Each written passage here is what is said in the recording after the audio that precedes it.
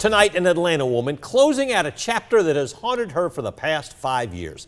Lily Engelman, a former investigator with the Georgia Capitol Defender's Office, was falsely accused of passing contraband to her client, Ricky Dubose, during a meeting at a prison facility in 2019. She's now settled her lawsuit against the State Department of Corrections investigator who arrested her. 13 WMAZ has been following this case since 2019. Maggie Fitzgerald joins us in studio to break it down tonight.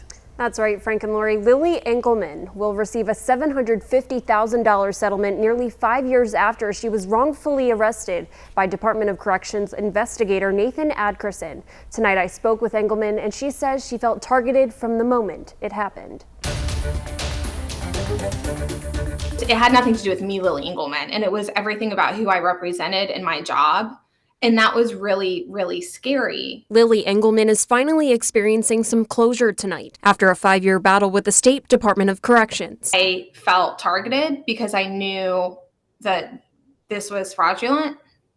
I knew that there wasn't, obviously I knew I'd never given my client anything. I knew that they could not possibly find anything on him. Engelman was assigned to a high-profile case representing Ricky Dubose. He faced a double murder trial for killing 2 prison guards aboard a transport bus in Putnam County. A state corrections investigator falsely claimed surveillance video showed Engelman passing something illegal to Dubose. She was arrested during that September meeting. There is this element of understanding that I didn't really have control over my own life. Engelman was fired from the Georgia Capitol Defender's Office as a result of the charges. 2 years ago, prosecutors dropped the contraband charge against her. And in February of this year, that same investigator admitted to a judge that the video did not show her passing any contraband to Dubose. The judge really backed him into a corner and forced him to say, I admit that the video doesn't show that.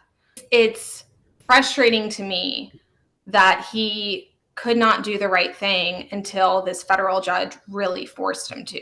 Engelman's law firm also says the investigator used false evidence and withheld other evidence that backed her case, which they call a terrifying abuse of power by the Corrections Department. Now that the case is closed, Engelman has one message for others, especially law enforcement agencies. It's not okay to arrest someone for doing their job because you don't like the job that they do.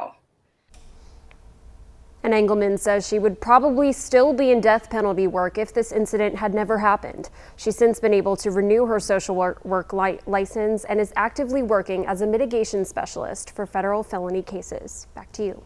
Thank you, Maggie. 2 years ago, a Putnam County jury convicted Ricky Dubose and Donnie Rowe of killing officers Curtis Ballou and Christopher Monica. The killing set off a manhunt across several states. Dubose and Rowe were later caught in Tennessee, and a Putnam County jury convicted them, as we said, of killing those officers. Dubose committed suicide in prison a few days later.